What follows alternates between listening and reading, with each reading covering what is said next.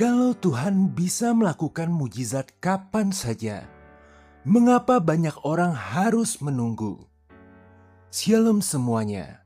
Coba bayangin dapur di rumah seorang janda di Sarfat. Tepung tinggal segenggam, minyak tinggal setetes di dasar kendi. Dia udah siapin kayu bakar, buat masak makanan untuk terakhir kalinya. Abis itu, dia sama anaknya akan kelaparan hebat. Kita tahu momen kayak gitu kan? Bukan janda di Sarfat, tapi kita. Saldo rekening yang bikin kita buka aplikasi bank terus tutup lagi karena enggak sanggup lihat angkanya.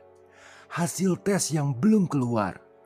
Hubungan yang udah kita doain bertahun-tahun, tapi masih diem aja kayak enggak ada tanda-tanda kehidupan. Dan yang bikin capek bukan cuma masalahnya sendiri. Yang bikin capek itu, kita udah lihat orang lain dapat mujizatnya. Kita udah dengerin testimoni orang lain. Tapi giliran kita, kok lama banget? Semua orang suka cerita pas mujizat udah kejadian. Air jadi anggur, 5 roti jadi cukup buat 5.000 orang. Orang lumpuh jalan. Tapi jarang ada yang cerita soal detik-detik sebelum itu semua terjadi. Karena di situ enggak ada tepuk tangan. Di situ cuma ada kamu, sendirian, dan pilihan-pilihan kecil yang kelihatannya enggak penting. Dan ternyata, dari kejadian sampai Injil, ada pola yang berulang terus. 3 hal yang selalu ada, tepat sebelum langit kebuka, menurunkan mujizatnya. Saya sebut ini 3M. Kamu nggak perlu nunggu perasaan siap buat denger ini. Karena mujizat nggak nunggu kamu siap. Mujizat nunggu kamu bergerak. M pertama, menyerahkan. Sebelum mujizat datang, Tuhan menunggu apa yang kamu serahkan. Balik lagi ke janda tadi. Elia datang dan bukannya bilang, "Tenang, nanti Tuhan kirim makanan dari langit." Dia malah minta hal yang paling enggak masuk akal. "Bikinin aku roti dulu, baru sisanya buat kamu." Coba pikir logikanya. Tepung tinggal segenggam, dan orang ini minta bagian pertama. Ini bukan permintaan yang adil secara matematika. Tapi mujizat emang bukan soal matematika. Mujizat soal apa yang kamu taruh di tangan Tuhan duluan sebelum kamu tahu hasilnya. Amsal 16 ayat 3 bilang gini, "Serahkanlah perbuatanmu kepada Tuhan, maka terlaksanalah segala rencanamu." Perhatikan urutannya. Serahkan dulu, terlaksana kemudian. Bukan sebaliknya. Banyak dari kita nunggu situasi membaik dulu, baru mau menyerahkan ke Tuhan. Nanti kalau udah agak stabil, aku serahkan.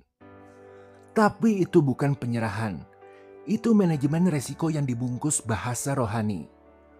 Penyerahan yang sesungguhnya itu kelihatannya kayak kamu tetap kirim surat lamaran itu walau udah ditolak 12 kali. Kayak kamu tetap bangun pagi buat usaha walau bulan lalu rugi. Kelihatannya kayak kamu taruh HP, tutup grup chat yang bikin cemas dan bilang, "Ini aku serahkan, bukan aku lepasin tanggung jawab, tapi aku berhenti pegang kendali yang emang dari awal bukan punyaku." Tuhan gak nunggu kamu punya segalanya. Dia nunggu kamu nyerahin yang ada, sekecil apapun itu. Namun juga jangan bilang, "Tuhan, ini aku serahkan." Tapi setiap 5 menit kita tarik lagi masalahnya untuk dipikirkan ulang. Mujizat dimulai bukan saat kamu memberi Tuhan sesuatu, tapi saat kamu melepaskan hakmu untuk mengatur jalannya cerita. Seperti Yesus di Getsemani. "Bukan kehendakku, melainkan kehendakmu yang jadi." Saat itu, barulah malaikat turun menguatkan dia. M kedua, mengucapkan. Sebelum mujizat datang, Tuhan mendengar apa yang terus kamu ucapkan. Sekarang mari kita masuk ke bagian yang mesti jujur soal satu hal yang sangat krusial ini. Jadi mulut kamu itu bukan cuma alat komunikasi. Mulut kamu itu alat konstruksi. Amsal 18 ayat 21 bilang, hidup dan mati dikuasai lidah. Siapa suka menggemakan akan memakan buahnya. Bukan cuma akan memakan buahnya, tetapi kamu akan memakan buah dari kata-kata yang paling sering kamu ucapkan. Bukan yang sesekali, yang terus menerus. Jadi coba jujur sama diri sendiri. Kalimat apa yang paling sering keluar dari mulutmu soal hidupmu sendiri minggu ini?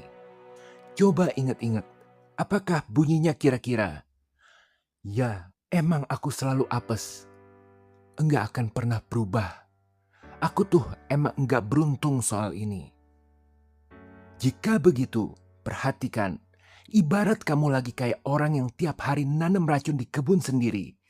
Terus heran, kenapa buahnya pahit? Tapi ini bukan berarti kamu harus pura-pura semangat kayak orang lagi jualan produk kesehatan. Ini bukan soal positive thinking murahan. Ini soal kamu sadar setiap kali kamu ngomong, aku enggak akan pernah bisa. Kamu lagi nulis ulang kontrak buat masa depanmu sendiri.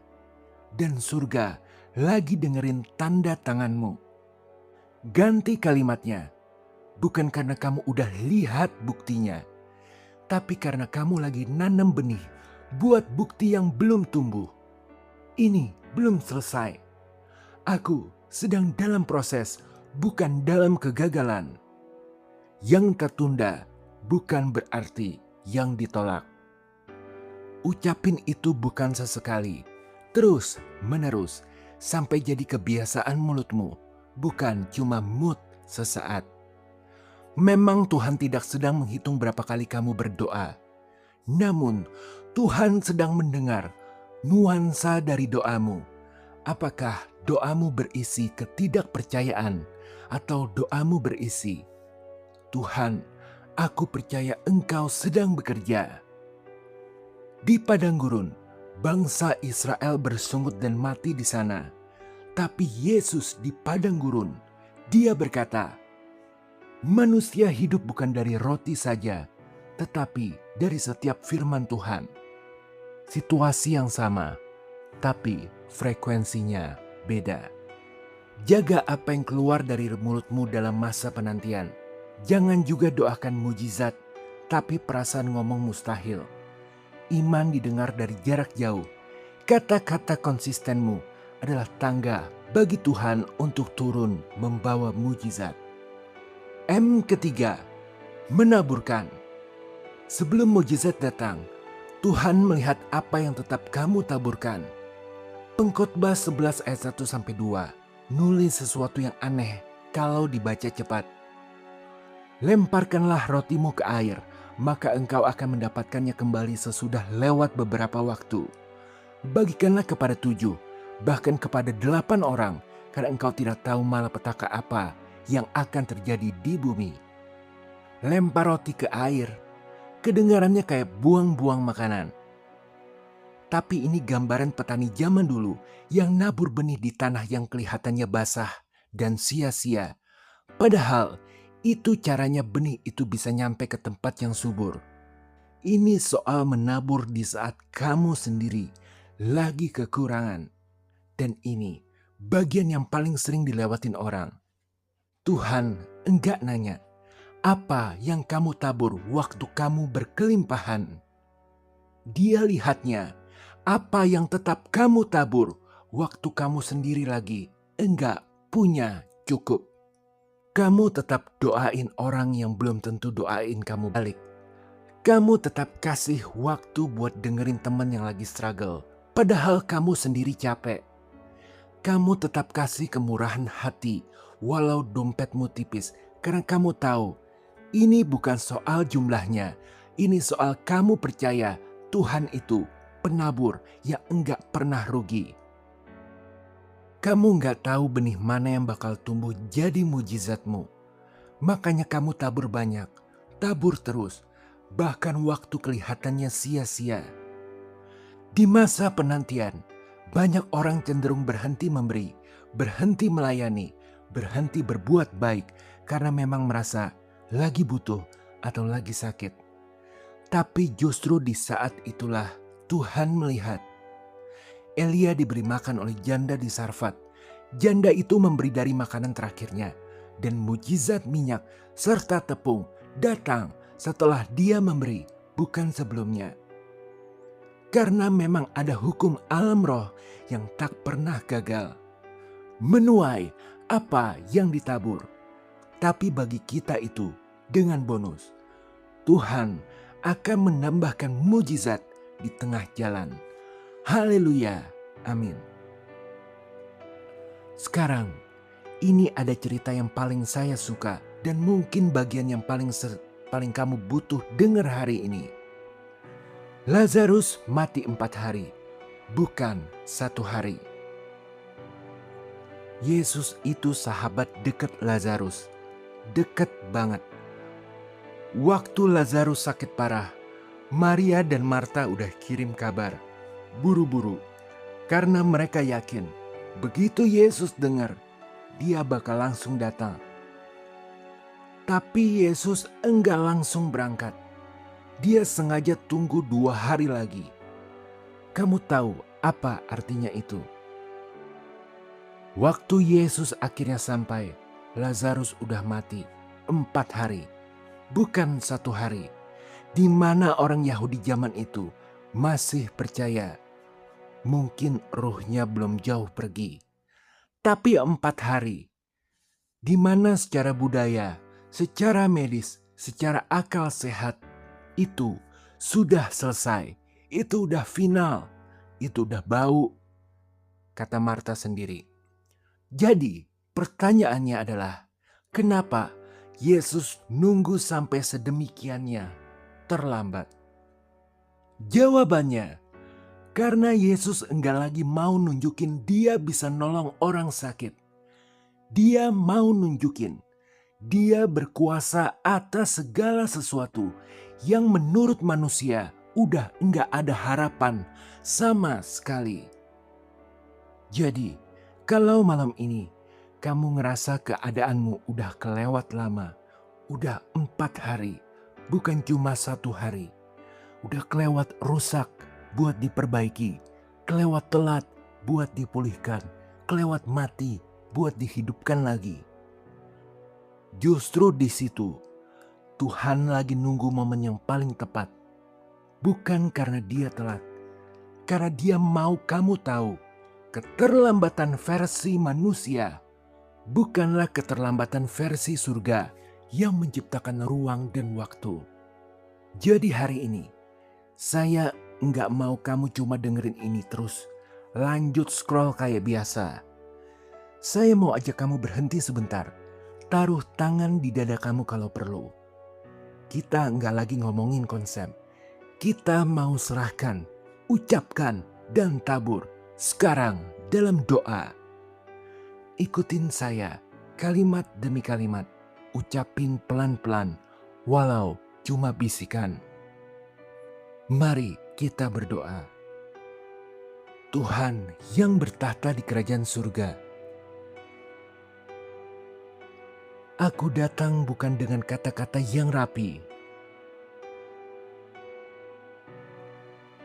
Aku datang apa adanya. Dengan segenggam tepung yang tersisa. Aku akui selama ini aku sering nunggu keadaan aman dulu.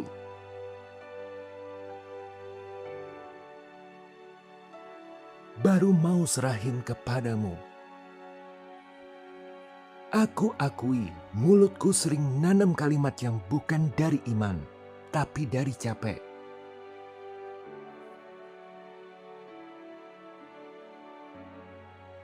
Aku tahu ini bukan cuma soal masalah yang belum selesai. Ini soal Aku yang belum benar-benar melepaskan kendali ke tangan-Mu.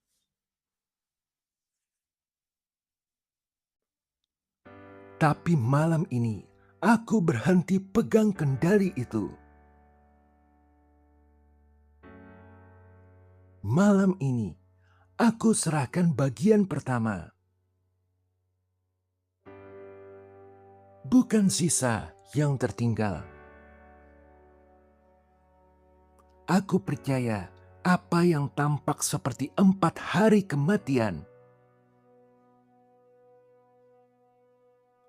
bukan akhir cerita di matamu. Aku percaya engkau sedang menyusun mujizat. Tepat di titik yang menurutku sudah terlambat. Tuhan, masuklah ke bagian hidupku yang paling kelihatan mustahil.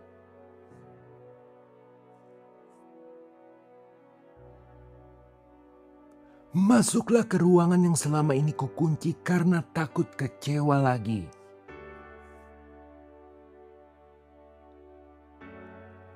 Aku serahkan pekerjaanku, hubunganku, kesehatanku, masa depanku.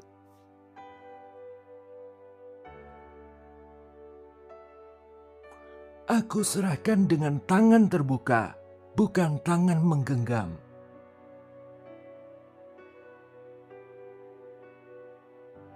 Aku bukan orang yang ditinggalkan. Aku anak yang sedang ditunggu waktunya. Mujizatku sedang dalam perjalanan. Dan aku memilih percaya sampai aku melihatnya. Dalam nama Tuhan Yesus. Haleluya. Amin. Sadari, sekarang kamu bukan lagi nunggu tanda dari langit. Kamu udah tahu polanya. Serahkan, ucapkan, tabur. Dan kalau kamu ngerasa udah 4 hari, ingat, itu bukan tanda Tuhan telat. Itu tanda Dia lagi nyiapin sesuatu yang cuma bisa disebut oleh satu kata. Mujizat untukmu. Akhir kata, kalau kamu butuh didoain, tulis di komentar. Saya bakal doain satu persatu. Sampai ketemu di video berikutnya. Ingat, Tuhan lagi bekerja, bahkan di detik yang kamu kira sunyi ini. Haleluya, amin. Tuhan Yesus memberkati.